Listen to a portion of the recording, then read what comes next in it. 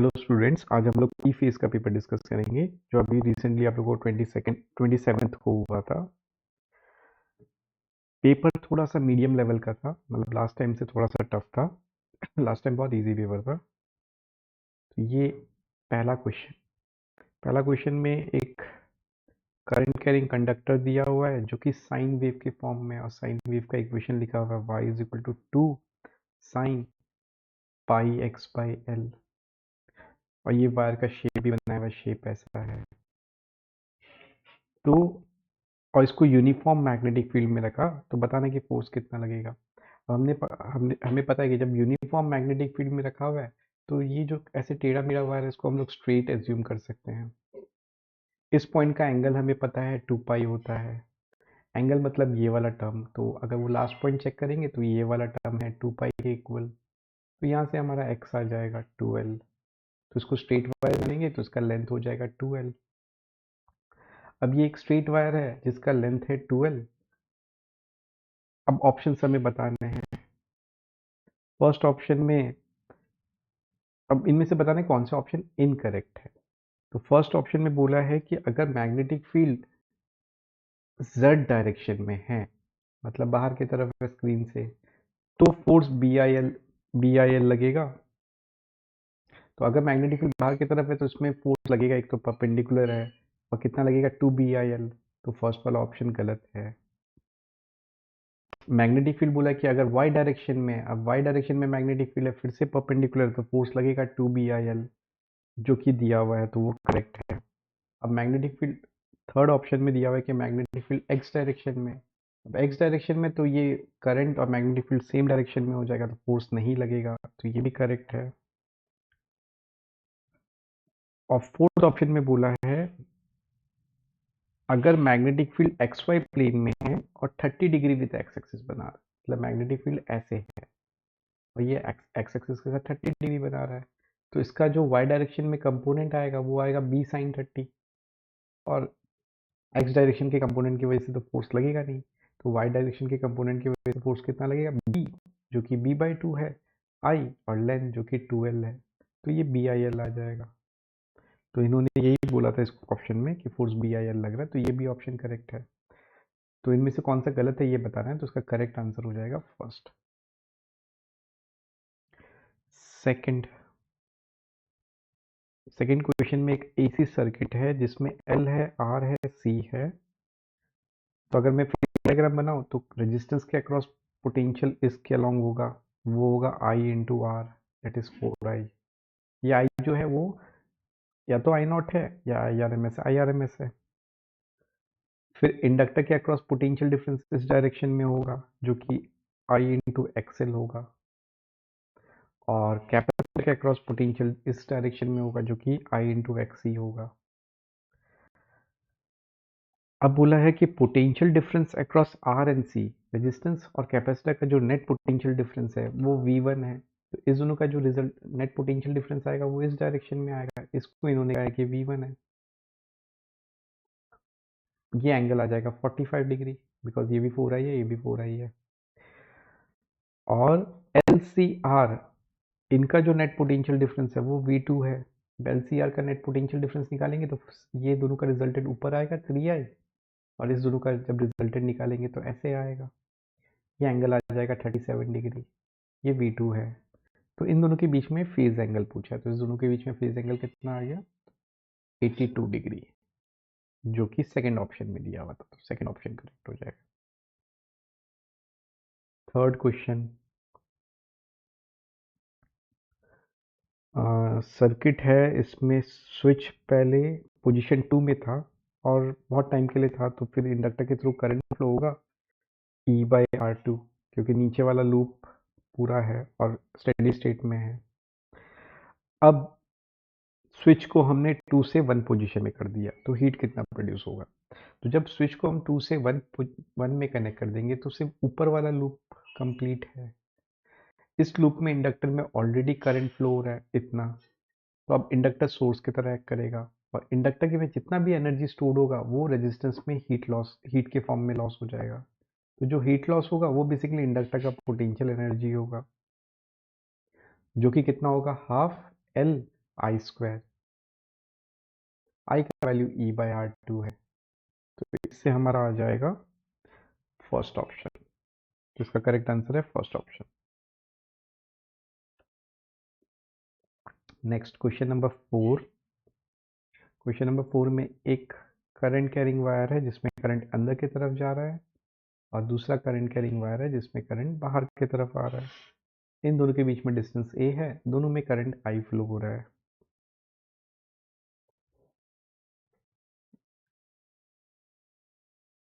अब यहाँ पे एक दो पॉइंट है। पहले तो हम लोग पहला पॉइंट देखते हैं एम, जो कि ए डिस्टेंस में हमें यहाँ पे मैग्नेटिक फील्ड का डायरेक्शन देखना है। तो यहाँ पे अगर हम लोग मैग्नेटिक फील्ड देखेंगे तो ये करंट बाहर की तरफ आ रहा है, तो इसकी वजह से राइट हैंड थंब रूल लगाएंगे, तो इसकी वजह से यहाँ पे मैग्नेटिक फील्ड इस डायरेक्शन में आ जाएगा। वो आएगा mu naught I by two pi A. ये जो mu naught I by two pi A का टर्म है, इसको मैं बी मान लेता हूँ। B is equal to mu naught I by two pi A. तो यहाँ पे वही आएगा, इसको बी लिख देते हैं। दूसरा वायर में करंट अंदर की तरफ जा रहा है, तो हम लोग फिर से राइट हैंड थंब रूल लगाएंगे, तो मैग्नेटिक फील्ड जो आएगा वो इस डायरेक्शन में आ जाएगा ऐसे।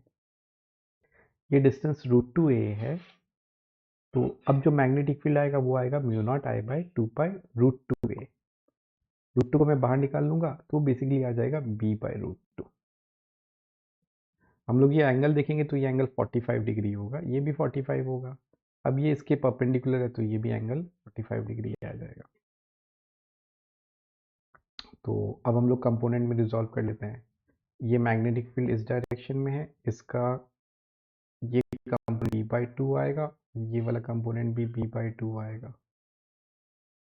इस दोनों का हम लोग रिजल्टेंट निकाल लेंगे, तो वो इस डायरेक्शन में बी बाई टू हो जाएगा और एक डाउनवर्ड डायरेक्शन में B by two magnetic field आ ही रहा है, तो इन दोनों का रिजल्टेंट ऐसे आएगा। ये मैग्नेटिक फील्ड आया एम पॉइंट पर, ये एंगल आया हमारा 45 डिग्री। अब हम लोग इसका सेकेंड पार्ट करेंगे। अब हम लोग एन पॉइंट का मैग्नेटिक फील्ड निकालेंगे।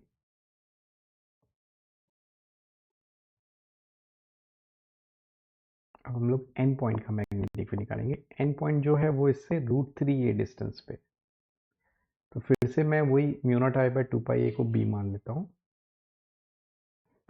तो ये वाला, ये जो बाहर की तरफ करंट फ्लो हो रहा है, इसकी वजह से यहाँ पे मैग्नेटिक फील्ड आएगा लेफ्ट में, वो आएगा B by root three, because एक यहाँ पे आर की जगह रूट थ्री ये आ जाएगा। और इसकी वजह से वहाँ पे ये जो इन वाला करंट है, इसकी वजह से यहाँ पे मैग्नेटिक फील्ड आएगा, राइट हैंड थंब रूल लगाएंगे तो ऐसे आएगा। ये डिस्टेंस ए है, ये रूट थ्री है, तो ये डिस्टेंस टू ए हो जाएगा। तो अब जो फील्ड आएगा वो आएगा बी बाई टू। हम लोग फिर से एंगल देखेंगे, तो ये एंगल जो होगा वो tan थीटा से आएगा। tan theta equal to root three by A, that is 60 degree. ये 60 डिग्री है तो ये 30 होगा और ये वापस से 60 डिग्री हो जाएगा।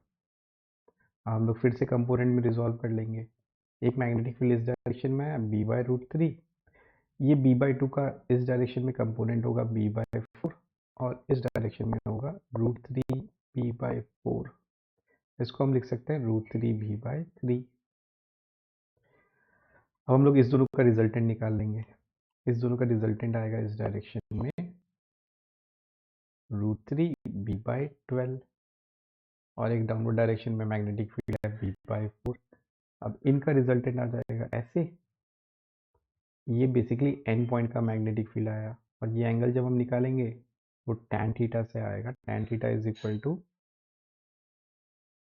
Root three by three, that is one by root three, तो ये एंगल आ जाएगा 30 डिग्री। तो एन पॉइंट का जो मैग्नेटिक फील्ड है वो 30 डिग्री में आ गया। तो एन पॉइंट का मैग्नेटिक फील्ड हमारा ऐसे आया और ये 30 डिग्री आ गया। तो फिर इन्होंने ये एंगल पूछा था, तो ये एंगल हमारा आएगा 15 डिग्री, जो कि सेकंड ऑप्शन में दिया हुआ है, तो इसका करेक्ट आंसर हो जाएगा सेकंड ऑप्शन।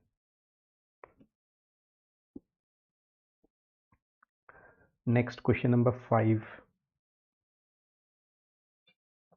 एक वायर है, उसको हमने सर्कल के फॉर्म में बेंड कर दिया और एक टर्न है, तो सेंटर पे मैग्नेटिक फील्ड बी है। अब हमने फिर से उसको लूप में बेंड कर दिया और लूप में n नंबर ऑफ टर्न्स है, तो सेंटर का मैग्नेटिक फील्ड कितना होगा? तो जब हम लोग एक सिंगल टर्न में कन्वर्ट करेंगे तो इसका जो रेडियस होगा वो हो जाएगा L/2 पाई, और नंबर ऑफ टर्न्स इसका 1 है। तो मैग्नेटिक फील्ड जब हम लोग सेंटर का निकालेंगे तो वो होता है μ0 n/ni/2r। अब जब हम इसको n नंबर ऑफ टर्न्स का लूप बनाएंगे तो अब जो इसका रेडियस होगा वो होगा L/2 पाई n, और नंबर ऑफ टर्न n हो जाएगा। तो हम लोग यहाँ से यहाँ जाएंगे ना, तो यहाँ पे हमें दिख रहा है कि ये जो नंबर ऑफ टर्न्स है इसमें 1 है और इसमें n है, तो ये n टाइम्स चेंज हो रहा है। और ये जो रेडियस का टर्म है ये L/2 पाई यहाँ पे था और यहाँ पे L/2 पाई n है, तो ये जो रेडियस का टर्म है ये 1/n टाइम्स चेंज हो रहा है। तो जो नया मैग्नेटिक फील्ड होगा वो n² टाइम्स पुराना मैग्नेटिक फील्ड हो जाएगा। ये सेकेंड ऑप्शन में दिया हुआ था, तो इसका आंसर होगा सेकेंड ऑप्शन। नेक्स्ट है क्वेश्चन नंबर 6। इसमें दो कॉइल है, दोनों का रेडियस दिया हुआ है और दोनों कॉइल एक दूसरे के परपेंडिकुलर है। रेडियस जो है वो है 2 पाई सेंटीमीटर। एक में करंट 3 एम्पियर फ्लो हो रहा है, दूसरे में करंट 4 एम्पियर फ्लो हो रहा है। तो सेंटर का मैग्नेटिक फील्ड बताना है। तो ये तो सिंपल है, ये ऐसा कुछ चीट का है। जब एक कॉइल की वजह से फील्ड इधर आएगा, दूसरे कॉइल की वजह से फील्ड इस डायरेक्शन में आएगा। सेंटर का फील्ड है तो वो होगा μ0 I एक का 3 है अपॉन 2r, और दूसरे का फील्ड होगा μ0 I 4 है अपॉन 2r। तो इसका हम जब रिजल्टेंट निकालेंगे तो रिजल्टेंट आ जाएगा 5 μ0/2r। हम लोग वैल्यू सब्स्टिट्यूट कर देंगे। μ0 का वैल्यू दिया होता है 4 पाई इंटू 10⁻⁷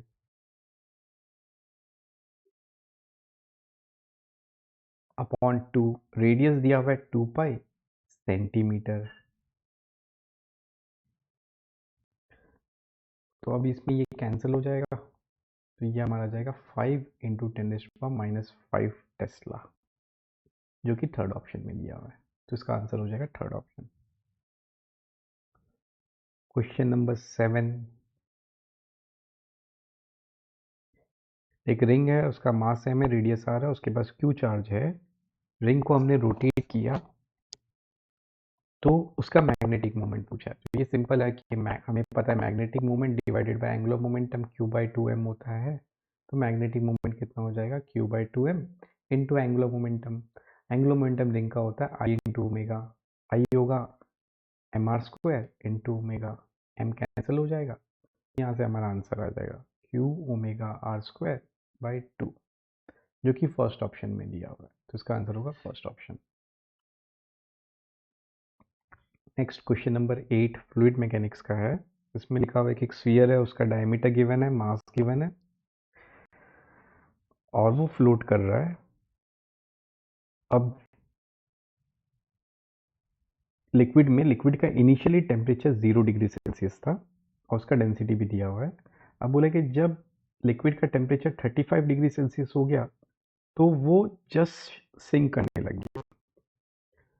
इसमें स्फीयर का एक्सपांशन को नेग्लेक्ट करना है, तो क्यूबिकल एक्सपांशन ऑफ लिक्विड निकालना है। तो वो जब जस्ट सिंक करना स्टार्ट होगा ना, उस समय उसका डेंसिटी लिक्विड की डेंसिटी से स्लाइटली ज़्यादा होगा, तभी वो सिंक करेगा, ऑलमोस्ट इक्वल होगा। तो हम लोग डेंसिटी को इक्वल कर देंगे जब वो जस्ट सिंक कर रहा है। तो ऑब्जेक्ट का डेंसिटी कितना होगा, मास जो कि 266.5 गिवन है ग्राम में, अपॉन वॉल्यूम। स्फीयर है तो स्फीयर का वॉल्यूम होगा 4/3 पाई r³। डायमीटर गिवन है 7 सेंटीमीटर है, तो रेडियस हो जाएगा 7/2 सेंटीमीटर का होल क्यूब। ये हमारा डेंसिटी आ गया ग्राम पर सेंटीमीटर क्यूब में ऑब्जेक्ट का। अब यही लिक्विड का डेंसिटी के इक्वल होगा एट 35 डिग्री सेल्सियस। तो 0 डिग्री सेल्सियस में उसका डेंसिटी था 1.527 ग्राम पर सेंटीमीटर क्यूब। अब 35 डिग्री सेल्सियस का डेंसिटी लिखना है तो ये हो जाएगा 1 minus gamma into delta T जो कि 35 होगा। यहाँ से सॉल्व करेंगे तो गामा 8 पॉइंट समथिंग समथिंग आएगा इंटू 10⁻⁻⁴ ये दिया हुआ है फर्स्ट ऑप्शन में, तो इसका करेक्ट आंसर होगा first option. Next question number 9। Question number 9 में थोड़ा सा मिस्टेक है, तो ये क्वेश्चन बोनस होना चाहिए। इसमें एक्चुअल में जो पाथ होगा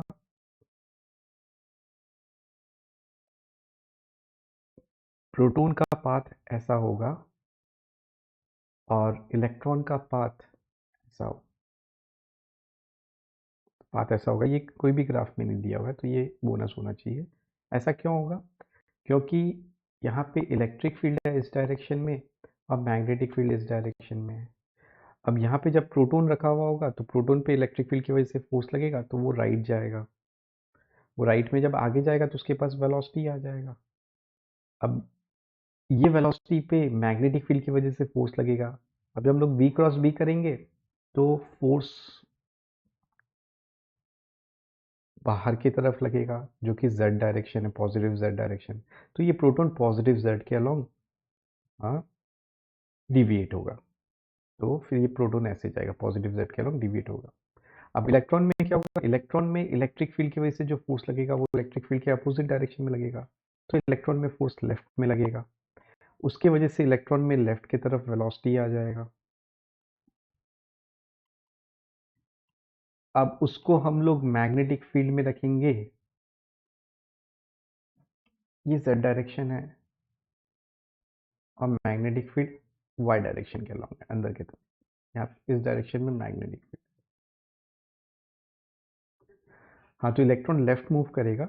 अब इस पे फिर से मैग्नेटिक फील्ड की वजह से फोर्स लगेगा। अब v क्रॉस b करेंगे तो वो डाउनवर्ड डायरेक्शन में आ जाएगा, बट इलेक्ट्रॉन है तो फोर्स अपोजिट डायरेक्शन में आएगा। तो अपवर्ड डायरेक्शन में मैग्नेटिक फील्ड की वजह से फोर्स लगेगा, तो इलेक्ट्रॉन इस डायरेक्शन में डिविएट होगा। तो इसका करेक्ट ग्राफ ऐसा होना चाहिए।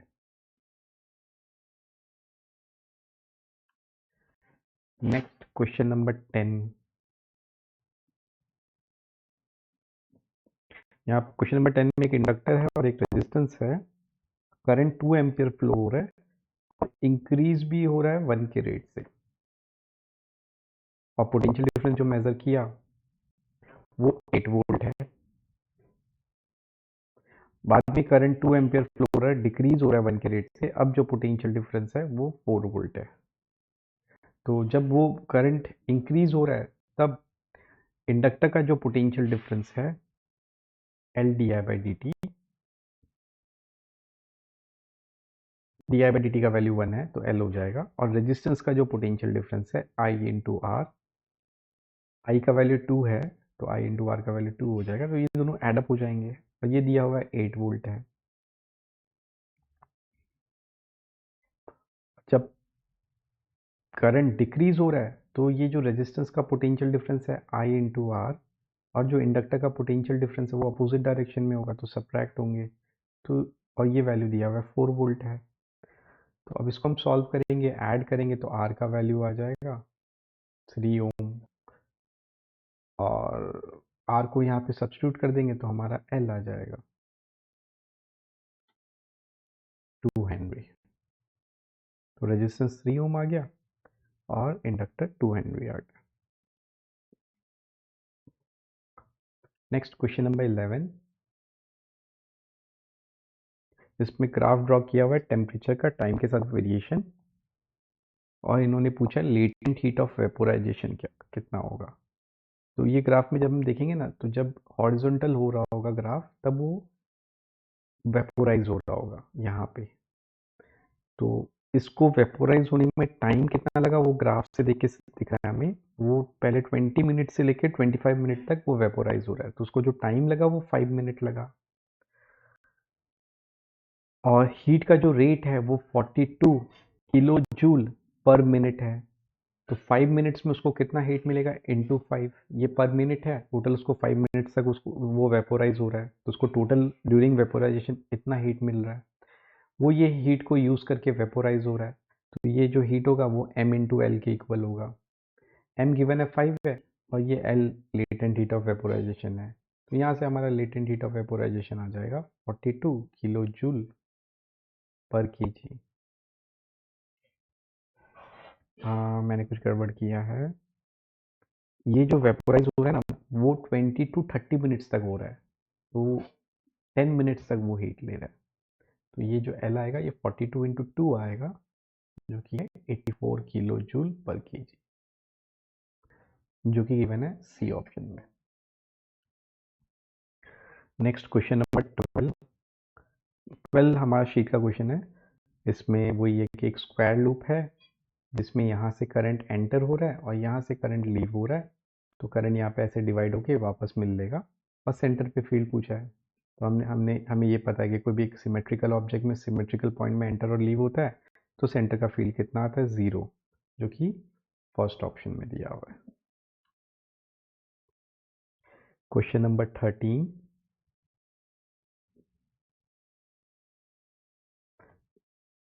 उसमें लिखा हुआ है कि एक चार्ज पार्टिकल मैग्नेटिक फील्ड के परपेंडिकुलर डायरेक्शन में एंटर कर रहा है, तो उसका इनमें से कौन सा चीज़ चेंज होगा। तो हमें पता है कि जब चार्ज पार्टिकल परपेंडिकुलर रहता है तो यूसीएम करता है।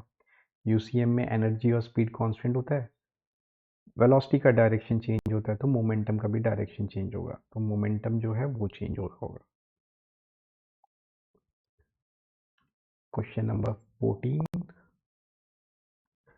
पैरेलल प्लेट कैपेसिटर है, इलेक्ट्रिक फील्ड इतना है, एक प्लेट में चार्ज इतना है, तो फोर्स कितना लगेगा। तो हमें पता है कि पैरेलल प्लेट कैपेसिटर में जो इलेक्ट्रिक फील्ड होता है ना, वो दोनों प्लेट की वजह से नेट आता है। अब हमें जैसे राइट वाले प्लेट पे फील्ड फोर्स चाहिए, तो हम लोग जो फील्ड है वो सिर्फ लेफ्ट वाले प्लेट का लेंगे। ये जो है वो नेट फील्ड है, तो लेफ्ट वाले प्लेट का फील्ड कितना हो जाएगा, हाफ हो जाएगा, क्योंकि दोनों का इक्वल कंट्रीब्यूशन होता है। अब फोर्स निकालना है, तो फोर्स कितना हो जाएगा, क्यू इंटू ई। ई जो है वो E/2 होगा। क्यू का वैल्यू गिवन है -1 माइक्रो कूलम, और इलेक्ट्रिक फील्ड है 10⁶, 10⁵ है इलेक्ट्रिक फील्ड, डिवाइडेड बाई 2। तो यहाँ से हमारा फोर्स आ जाएगा 10⁻⁻1 डिवाइडेड बाई 2, जो कि आएगा 0.05 newton, B option. Question number 15, इसमें फिगर ही मिसिंग है, तो ये बोनस हो जाएगा। क्वेश्चन नंबर 16, इसमें एसी करंट दिया हुआ है और इस करंट का इफेक्टिव वैल्यू पूछा है। तो अगर हम लोग फेजर डायग्राम बनाएं, तो पहला करंट का इनिशियल फेज 0 है, तो वो एग्जैक्टली एक्स डायरेक्शन में होगा। दूसरा करंट जो है वो है 2 cos 100 pi T plus 30 degree.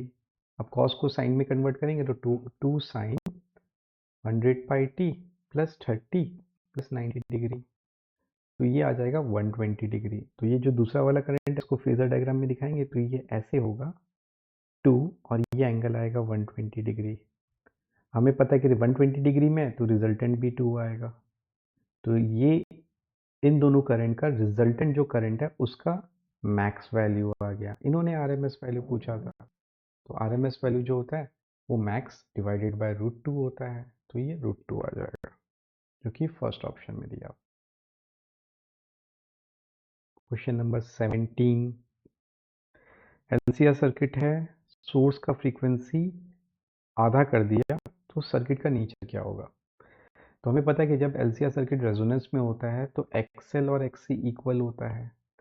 XL जो होता है वो ओमेगा एल होता है, तो ओमेगा को हाफ करेंगे तो एक्सएल भी डिक्रीज होगा। एक्ससी 1/ओमेगा सी होता है, ओमेगा नीचे आता है, तो ओमेगा को हाफ करेंगे तो एक्ससी डबल हो जाएगा, तो ये इंक्रीज हो रहा है। अब क्योंकि इंडक्टर का एक्सएल डिक्रीज हो रहा है और एक्ससी इंक्रीज हो रहा है, तो जो सर्किट में होगा वो एक्ससी बड़ा होगा एक्सएल से, तो ये सर्किट कैपेसिटिव नेचर का होगा, ये फर्स्ट ऑप्शन में लिया। क्वेश्चन नंबर 18 में भी करेक्शन है, इसका आंसर होगा ए और डी। जिसने ए का टिक किया है उसको भी मार्क्स मिलेगा और जिसने डी टिक किया है उसको भी मार्क्स मिलेगा। तो फिर से एलसीआर सर्किट है, इसमें फिर से हम लोग फेजर डायग्राम बनाते हैं। तो इंडक्टर के अक्रॉस पोटेंशियल ड्रॉप ऊपर की तरफ होगा 10 इंटू आई, या और रेजिस्टेंस के अक्रॉस पोटेंशियल इस डायरेक्शन में ड्रॉप होगा, ये होगा 10 इंटू आई, और कैपेसिटर के अक्रॉस पोटेंशियल इस डायरेक्शन में ड्रॉप होगा, ये भी 10 इंटू आई, क्योंकि एक्सएल और एक्सी और आर तीनों का वैल्यू 10 दिया हुआ है। तो अगर हम लोग इसका रिजल्टेंट निकालेंगे तो ये कैंसिल हो जाएगा, रिजल्टेंट इसी डायरेक्शन में आ जाएगा। अब नेट कर रिजल्टेंट इस डायरेक्शन में आ गया, तो करंट और जो सोर्स का पोटेंशियल है उसके बीच में फेज डिफरेंस 0 हो जाएगा। तो इसका ए ऑप्शन में लिखा हुआ है कि voltage across resistance is lagging by 90 degree and voltage, हमें इनकरेक्ट बताना है।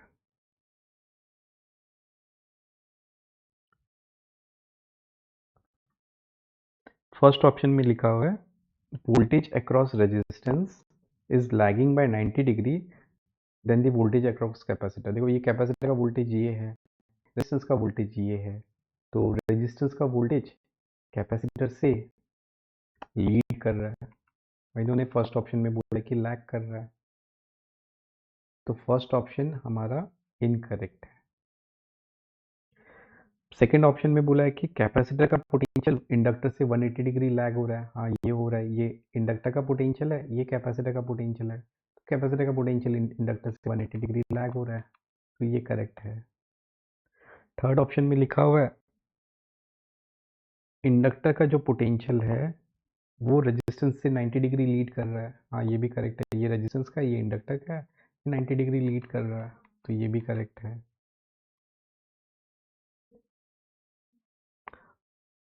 Resistance of the circuit is equal to reactance of the circuit, ये गलत हो जाएगा, क्योंकि रिएक्टेंस मतलब एक्सएल और एक्सी, अब इनका रिजल्टेंट निकालेंगे तो जीरो आ जाएगा, रिएक्टेंस जीरो आ गया।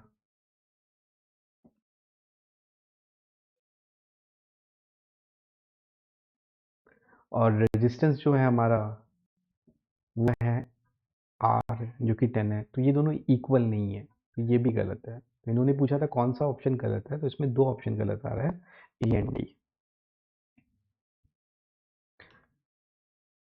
Next question number 19, PV graph draw किया हुआ है, वर्क डन पूछा है, तो हमें पता है पीवी ग्राफ का एरिया वर्क डन देता है। ये रेक्टेंगल है तो इसका जो एरिया होगा वो लेंथ इनटू ब्रेथ हो जाएगा, इसका लेंथ है 2v और ब्रेथ है 2p, तो ये वर्क डन आ जाएगा 4pv, जो कि थर्ड ऑप्शन में गिवन है। क्वेश्चन नंबर 20 में एक पीटी ग्राफ ड्रॉ किया हुआ है,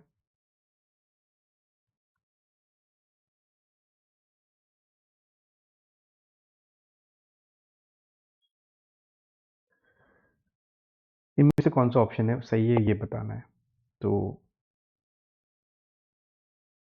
पहला ऑप्शन में बोला है कि in process A B work done by system is positive.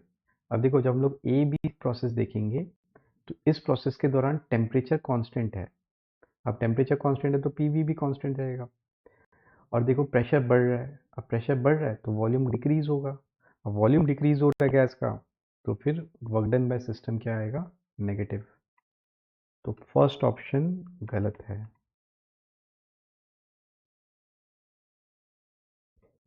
Second option A B में heat is rejected, A B वाला जो प्रोसेस है वो आइसोथर्मल प्रोसेस है, आइसोथर्मल प्रोसेस का अगर हम लोग फर्स्ट लॉ लगाएंगे, टेम्परेचर क्योंकि कांस्टेंट तो डी जीरो होगा, और अभी हमने देखा कि वर्क डन नेगेटिव आ रहा है, वर्क डन नेगेटिव आ रहा है तो डी क्यू भी हमारा नेगेटिव आ जाएगा, डी क्यू नेगेटिव है इसका मतलब यही कि सिस्टम हीट रिजेक्ट कर रहा है, तो ये ऑप्शन करेक्ट आ जाएगा। ए बी वाले प्रोसेस में थर्ड ऑप्शन में बोला कि इंटरनल एनर्जी इंक्रीज हो रहा है, अभी हमने देखा ए बी वाले प्रोसेस में इंटरनल एनर्जी का चेंज कुछ नहीं हो रहा है, और डी ऑप्शन में भी ये लिखा कि ए बी वाले प्रोसेस में इंटरनल एनर्जी डिक्रीज हो रहा है, जो कि नहीं हो रहा है, तो डी ऑप्शन भी करेक्ट हो जाएगा, करेक्ट आंसर आएगा बी ऑप्शन।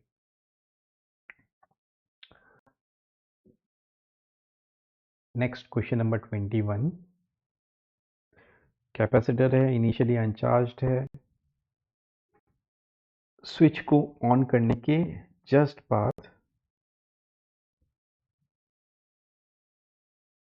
करंट बताना है कैपेसिटर का। तो हमें पता है कि कैपेसिटर का इनिशियली अनचार्ज है, तो जैसे स्विच ऑन करेंगे तो कैपेसिटर वायर की तरह बिहेव करेगा, तो सर्किट ऐसा हो जाएगा। कैपेसिटर को हम लोग वायर मान लेंगे। तो ये बैटरी है, ईएमएफ ई है, ये रेजिस्टेंस है, और ये भी बैटरी है और रेजिस्टेंस है, और यहाँ पे भी एक रेजिस्टेंस कनेक्टेड है 2R। अब हम लोग ये दोनों बैटरी पैरेलल में लगा हुआ है, तो इसका हम लोग इक्विवेलेंट निकालेंगे तो E/2 आएगा और R/2 आएगा। नहीं, E/2 नहीं होगा, बैटरी का ईएमएफ तो E रहेगा, रेजिस्टेंस कितना हो जाएगा R/2। तो ये दोनों का इक्विवेलेंट निकालेंगे तो ये हो जाएगा। अब हमें दिख रहा है कि R/2 और 2R सीरीज में है, तो R इक्विवेलेंट कितना हो जाएगा 2R plus R/2, date is 5R/2। तो हम लोग जो करंट निकालेंगे, करंट आएगा E divided by 5R/2। But ये जो करंट आया, ये इसका इक्विवेलेंट बैटरी का है, जो कि इस रेजिस्टेंस से पास करेगा। अब यही करंट यहाँ पे दोनों में इक्वली, यही करंट आगे जाके ये दोनों बैटरी में इक्वली डिवाइड होगा, तो इस ब्रांच में करंट होगा E/5R, जो कि कैपेसिटर के थ्रू फ्लो हो रहा है। तो यही करंट पूछा था कितना होगा, तो ये हमारा आंसर आ गया E/5R। E का वैल्यू गिवन है 100 है, R का वैल्यू 1 है, तो ये आ गया 20 एम्पियर। तो इसका करेक्ट आंसर है 20।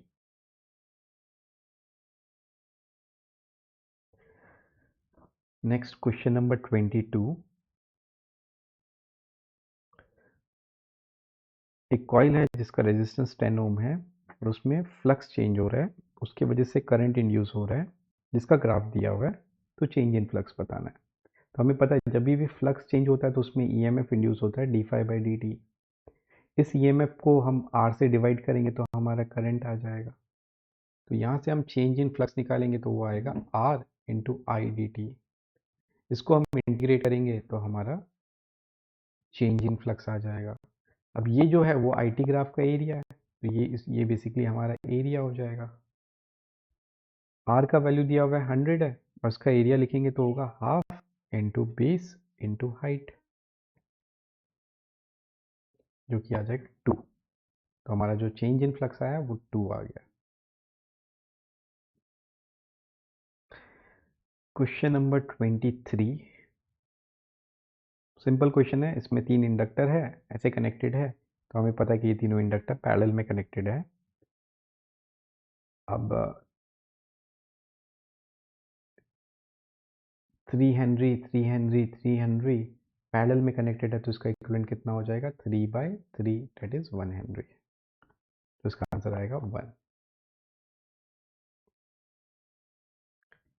Question number 24।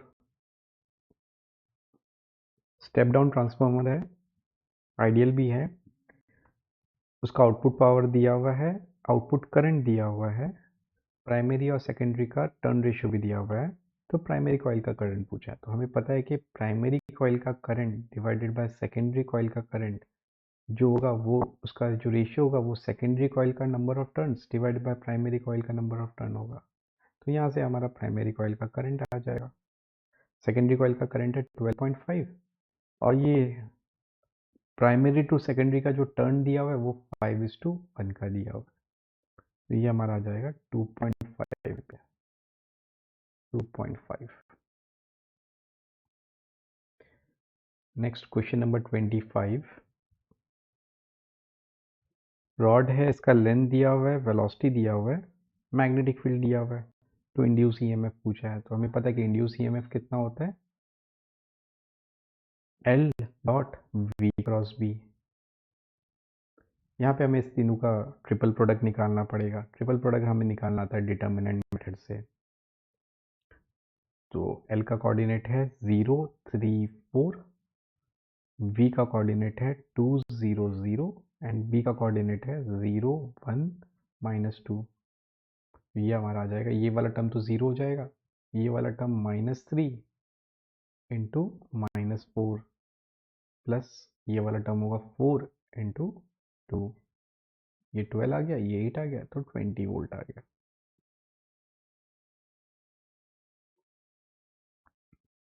Next question number 26। Rectangular loop है, उसके साइड्स दिए हुए हैं, एक्स वाई प्लेन में रखा हुआ है, और एक मैग्नेटिक फील्ड है जो टाइम के साथ वैरी हो रहा है, वो दिया हुआ है। तो इंड्यूस ईएमएफ कितना होगा? मैग्नेटिक फील्ड जो है वो एक्स वाई जेड तीनों डायरेक्शन में है। तो हमें पता है कि अगर ये लूप एक्स वाई प्लेन में है तो इसको कौन सा वाला मैग्नेटिक फील्ड क्रॉस करेगा? जेड डायरेक्शन वाला, जो कि 50 दिया हुआ है और कांस्टेंट है। अब कांस्टेंट है तो इसका फ्लक्स चेंज नहीं हो रहा टाइम के साथ, तो इसका ईएमएफ कितना इंड्यूस होगा? 0। तो इसका आंसर आएगा 0 वोल्ट। Question number 27। एक इंडक्टर है, उसमें करंट इतना है और ये इस रेट से इंक्रीज हो रहा है, तो पोटेंशियल डिफरेंस इतना है। और अगर इतने रेट से डिक्रीज हो रहा है तो पोटेंशियल डिफरेंस इतना है। इसका मतलब वो इंडक्टर आइडियल नहीं है, क्योंकि जो रेट है चेंज का वो सेम है, उसके बाद भी पोटेंशियल डिफरेंस डिफरेंट है। तो जब वही सेम चीज़ जो अभी हमने पहले किया था, वो इंडक्टर नॉन आइडियल है, तो इंडक्टर भी है, उसके पास रेजिस्टेंस भी है। तो जब करंट इंक्रीज हो रहा होगा तो इसका ईएमएफ इस डायरेक्शन में होगा, इसमें जो इंड्यूस ईएमएफ आएगा। तो अगर हम ऐसे जाएंगे तो रेजिस्टेंस में भी पोटेंशियल का गेन हो रहा है, इंडक्टर में भी पोटेंशियल का गेन हो रहा है। तो नेट पोटेंशियल डिफरेंस कितना होगा? आई इंटू आर। आई 5 है और आर को एक बार आर एज्यूम कर लेते हैं। इंडक्टर में कितना इंक्रीज होगा? L D I by D T. D I by D T ten दिया हुआ है और एल को एल एज्यूम कर लेते हैं। ये पोटेंशियल डिफरेंस 140 वोल्ट है। अब अगर डिक्रीज हो रहा है तो इसमें जो ईएमएफ इंड्यूस होगा वो ऐसे होगा। तो अब जो पोटेंशियल डिफरेंस होगा वो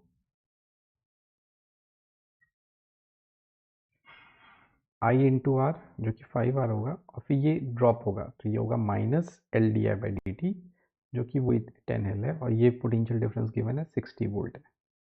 बस इस दोनों को हम लोग ऐड कर देंगे तो आर आ जाएगा 20, और हम सब्ट्रैक्ट कर देते हैं तो डायरेक्टली एल आ जाएगा। सब्ट्रैक्ट करने से एल आएगा 44। तो हमारा एल आ गया 4 हेनरी। Question number 28।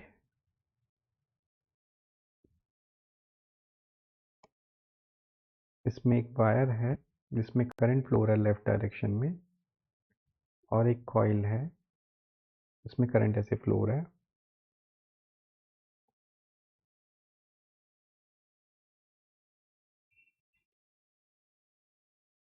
अब बोला कि इसके सेंटर पे जो मैग्नेटिक फील्ड है वो 0 है।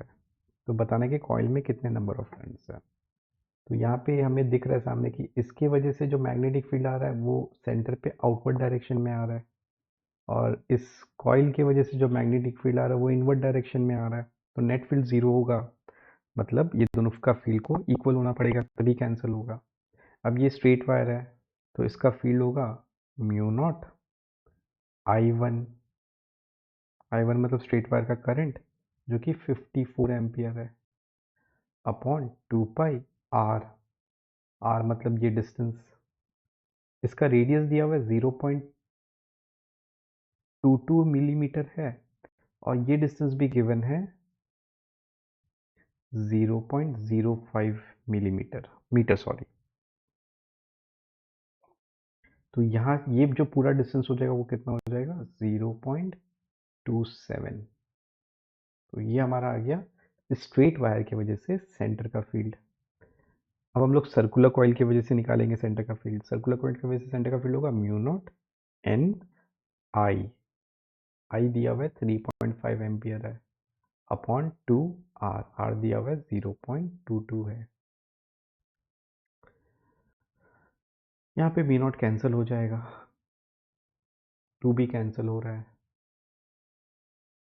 तो हमारा एन आ गया 54 इंटू 0.22 अपॉन पाई 0.27 इंटू 3.5।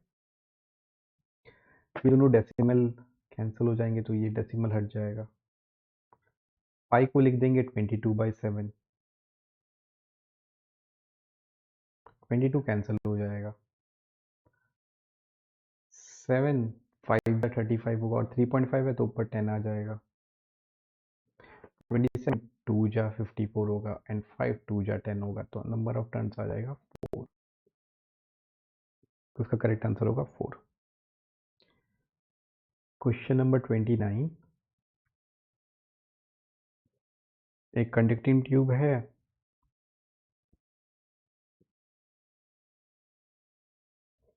इसमें दोनों साइड v वेलोसिटी से एक दूसरे के टूवर्ड्स मूव कर रहा है।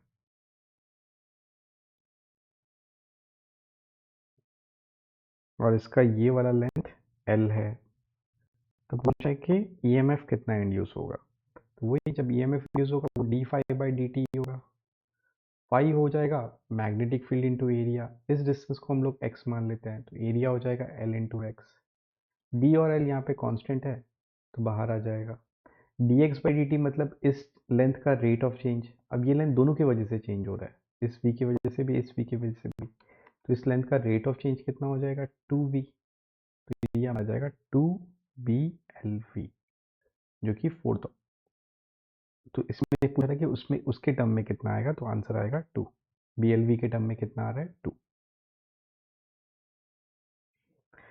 Next question number 30, last question. ये सिंपल सा क्वेश्चन है शीट का।